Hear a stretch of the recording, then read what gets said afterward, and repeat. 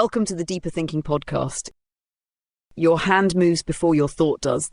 That's belief. Not an idea, but choreography. Not conviction, but repetition. So practiced it no longer feels like a choice. You tap, you swipe, you nod, and yet the gestures continue. Your laughter lands on time. Your face knows when to soften. Your voice adjusts without permission. This isn't deceit, it's design. You think belief lives in the head, but it lives lower. Jaw, spine, breath. It's the way your body adapts before your mouth opens. The meeting starts and your posture changes. You speak in a tone you didn't choose. The words sound like you, but only just. You laugh at something that didn't reach you. You don't remember deciding to. There's no contradiction here, just fluency. You've practiced this too long to notice. The structure doesn't need you to agree. It only needs you to repeat. You know the world is broken, and still you say I'm fine. You say it automatically, like punctuation, like clearing your throat. The choreography holds, and still, sometimes, your stomach knots before your face moves. A beat too fast, a flicker of refusal. You feel it like a misstep, but the system doesn't punish you. It absorbs the error, corrects the rhythm, smiles, moves on. You perform belief without believing. You say yes without conviction. There is a philosopher who says this better. He's from Slovenia, wild-eyed, brilliant, often misquoted. He tells us ideology does not hide the truth. It creates the frame in which truth can appear at all. The lie is not covering the real. The lie is the ground we walk on. This is not about beliefs in your head. It's about habits, gestures, scripts. The way your day arranges itself so seamlessly, you mistake it for freedom. You know the world is broken, and yet you act as if it isn't. That tension isn't accidental. It's the engine, a kind of dance you never auditioned for, but perform daily, flawlessly. You are already eating from the trash can. The phrase is grotesque for a reason, not because it shocks, but because it clarifies. You reach in and your hand doesn't flinch. You feel something familiar, warm, processed, branded. There's comfort in the repetition. The philosopher says the material force of ideology makes you not see what you're eating. Not because you're stupid, because you're fluent, because the choreography has embedded itself so deeply in your muscles that refusal feels unnatural. You think belief is a statement. It's not. It's movement. A rhythm. One you keep finding yourself in, even when you think you've stopped dancing. Call ideology the choreography of reality, a system of gestures that makes the dance floor feel inevitable, and call the sublime object the thing you orbit without touching, the absent center that holds the whole performance together. You're not told to worship it. You're not even asked to name it. You're just asked to keep moving. Belief happens in motion. You bought the coffee, you nodded at the slide, you refreshed the feed, you didn't feel convicted, you just acted. And that was enough. That was everything. Freedom gets redefined here. It becomes the freedom to repeat, to obey without pressure, to participate without awareness. You think you're choosing. You're practicing. This is the first contradiction. The freedom to act becomes the freedom to obey. And that obedience is so elegant, so casual. It doesn't look like constraint. It looks like personality. It looks like taste. Even dissent is dressed up and fed back to you as premium autonomy. You feel sharp for spotting the trick, but the trick includes your sharpness. Your critique is part of the loop. The machine knows you'll mock it. It wants you to. Irony becomes the permission slip. You're still performing, just now with a smirk. You think that lets you off the hook. It doesn't. It writes you in more deeply. There's something you never name, but everything moves around it. Not a belief, not a rule, something quieter.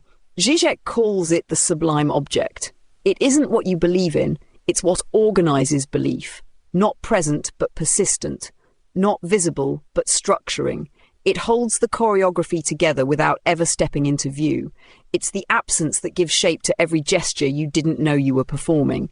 It's not an idea you hold. It's a space you protect without realizing. You feel it when you hesitate before saying something too raw, too unscripted. When you revise a truth mid-sentence so it lands softer, so it lands at all. No one tells you to adjust, you just do. That's the object. Not a command, but a pressure. A gravitational center that never needs to speak. It doesn't ask for belief. It asks for orbit. Everything loops around it, your choices, your timing, your tone. You think you're speaking freely, but you're speaking within the structure that the object holds intact. You critique the system, but the critique curves around the center. You refuse the script, but the refusal still respects the stage. You've felt it before and didn't call it by name. The moment before you say something that might not be received well. The instinct to soften, to calibrate, to pause, not out of fear, out of fluency. You're protecting something, not yourself, not the other person. The format, the shape of sense.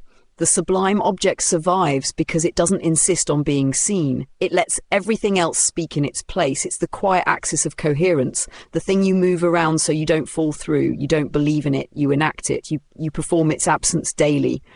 And if it were to collapse, you wouldn't be free. You'd be language without scaffolding, gesture without gravity. So you keep orbiting, not out of loyalty, out of need, out of rhythm, out of muscle. There's a film from the 1980s called They Live. In it, a drifter finds a pair of sunglasses that, when worn, reveal the hidden messages beneath everyday life. Billboards flatten into commands: obey, consume, marry, and reproduce.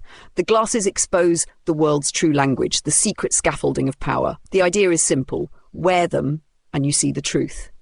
Zizek reverses the trick. The glasses aren't what reveal ideology. They are ideology. You never take them off. They're not distortions. They're the condition for seeing anything at all. Without them, the world wouldn't become clear. It would become unintelligible. The slogans wouldn't appear. Nothing would. No meaning, no coherence, just noise, static. Light with no pattern. You don't notice the frames because you've worn them so long they feel like your eyes. That's the trap. You don't remove the glasses to get free. You wear them to function. And the system doesn't care if you see the trick. It expects you to. It lets you laugh at the ad, mock the brand, dissect the message. That's still part of the structure. You spotted the pattern, but you're still looking through the lens. The real question isn't whether you've seen the signs. It's whether you feel the pressure across the bridge of your nose, the weight of coordination, the calibration you've learned to do without thinking. You hear the laugh track and laugh, not because it's funny, but because it's easier than resisting. The machine carries belief for you. It handles conviction so you don't have to. Irony doesn't lift the glasses, it polishes them. Awareness doesn't free you. It formats your skepticism into legibility. Even your critique is a function of the frame. You think you've seen through the illusion, but you're still looking at it from inside the script. The glasses stay on, and the choreography continues. Freedom doesn't feel open, it feels tight, like a deadline, like a breath you forgot to take. You wake up and the calendar's already moved. The feed refreshes itself. The options arrive before you know you've been asked to choose. You are free to participate. You are free to optimize. You are free to never stop. No one demands it. That's the brilliance. It all arrives with a smile, a ping, a soft glow. The alert is gentle. The pressure is not. You tell yourself you're just busy. But the rhythm isn't yours. It's inherited, internalized. The turnstile worker taps her badge, heartbeat steady. She's free to walk away. The contract says so. Her citizenship says so. But rent is real. Insurance hovers. Reputation drifts overhead like weather. These aren't chains, they're air, and you breathe them like they're yours. Stillness feels dangerous now. You try it. You sit. You don't move. And something inside starts screaming. Not words, just a sense that you're falling behind. That silence is a missed opportunity. That rest is a formatting error. You scroll just to confirm the world still hums, that you're still inside it, that you're still wanted. The system never needed your belief, only your attention. You think you've chosen this, the job, the platform, the tone of your voice. But choice happens inside choreography. You selected your steps from a set of acceptable movements. You called it agency because it felt better than constraint. You called it balance, even as you slept with one eye open. The body keeps score, but so does the system. Every swipe, every nod, every late-night reply feeds the loop. Freedom becomes endurance, performance becomes identity, exhaustion becomes style.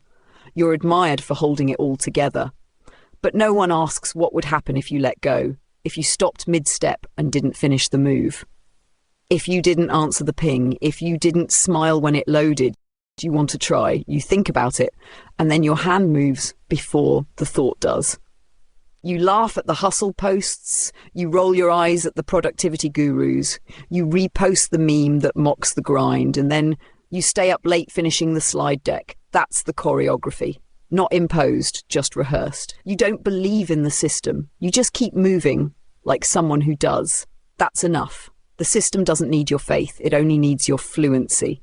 Zizek calls this ideological cynicism, the performance of disbelief that still behaves as if the fiction holds. You know the narrative is hollow. You say it out loud. You even joke about it. That joke makes you feel outside it. But the joke is part of it. The system expects it. In fact, it counts on it. The laughter makes the repetition bearable. It gives your exhaustion style. You tell the joke before anyone else can. It's safer that way, to name the absurdity before it names you. You gain control by performing your distance, but the performance is the loop. Irony doesn't break the spell, it extends it. You mock the steps, then follow them. You voice the critique, then hit send. You feel sharp. You feel awake. You feel fluent in the dysfunction. That fluency becomes identity. Even refusal gets coded. You take a break, call it a digital detox. You quit the job, post about purpose. The system welcomes it. It tags your exit and offers a next step. A softer loop, a branded rebellion. Your pause becomes a segment, your distance becomes style. The structure doesn't censor, it adapts. It doesn't punish resistance, it collects it. The choreography doesn't care if you believe, it only asks, can you stay in rhythm? Can your refusal rhyme? Can your exhaustion still be shaped? You nod, you post, you roll your eyes, you feel clever for seeing the trap, and then you keep dancing. That isn't hypocrisy, that's the logic. Sometimes something slips, not a scream, not a fight, just a sentence with no choreography. You're at dinner and someone speaks without framing it first. No disclaimers, no tone cues, no setup. A raw truth dropped into the middle of the room, and suddenly no one knows what to say. Not disagreement, not discomfort, just a stillness that doesn't fit. That silence isn't awkward, it's structural. The script stalls, you wait for someone to recover the rhythm, and no one does. You feel it in your body, the delay, the compression, the pressure to smooth it over, to rescue the moment with a joke or a segue. But you don't. Even your thoughts stutter. This isn't revelation, it's a frequency the system doesn't speak. Zizek calls it the real, not truth behind the mask, but the break in the mask itself. Not content, rupture, a disruption so precise it resists translation, no lesson, no insight, just interruption. You want to call it something, burnout, disillusionment, fatigue, but none of those land. It's too slow for collapse, too subtle for crisis. It's a beat that stretches too long, a laugh that doesn't return, a gesture that doesn't get answered. You feel the absence like a bruise under language, and then the system repairs itself. Someone pivots the conversation, the laughter picks back up, the tone resets, you smile, you participate, but the texture has changed. You've seen the glitch, and now everything sounds slightly off. The cues still come, but you hear them differently. The room keeps moving, and you stay still, even as you nod along. After the rupture, things don't fall apart, they keep going. That's the unsettling part. You return to your rituals, email, meetings, greetings, but something's missing, not visibly, just beneath the surface. The gestures still happen, but they feel second-hand, like quoting yourself, like going through the motions of a story you no longer believe in. The choreography doesn't stop, you do, just slightly, just enough to feel the lag. The nod is delayed, the smile is too quick. You speak, but the tone doesn't land, it echoes, and that echo is new. You didn't hear it before, now it's everywhere. It's not that the script is broken, it's that you're no longer fluent. The rhythm still exists, but you don't trust your timing. You thought rupture would come with revelation. It doesn't. It arrives quietly, and what follows is quieter still, not clarity, not collapse, drift. You're not resisting, you're not recovering, you're just suspended. The system waits for you to resync. It offers new templates, new narratives, new language. You hesitate, not out of rebellion, just because nothing fits. You try to mean what you say, but the phrases feel rented. You reach for something true, and it sounds like marketing. Even silence has tone now. Even stillness feels performative. The structure hasn't collapsed. It's waiting for your next move, but you don't move. Not yet. What you feel isn't freedom. It's the weight of motion paused, a choreography half remembered. You're still in costume, still on stage, but the music is faint, and you're not sure where your mark is anymore. The lights stay on, the audience waits, you feel your breath, you say nothing, and the silence doesn't resolve. You don't rebuild, you hover. The structure waits for you to re-enter, refined, resolved, ready to perform belief in a new key. But you don't, not because you've escaped. There is no outside. You've simply stopped translating your silence into narrative. You speak less. When you do, the words arrive slower, unsure if they still fit the old grammar. They often don't. You begin to recognize fluency for what it was, safety, syntax as shelter, clarity as mask. Without it, the world feels thinner, less coordinated. You're not lost. You're just no longer fluent. Your gestures still happen, but they hesitate. The nod comes late, the smile too brief. The algorithm registers it all. It adjusts, it offers new rhythms, new templates. You watch but don't move. The sublime object doesn't collapse. It flickers. You don't name it, you don't chase it, you let it dim. Not out of defiance, but out of exhaustion.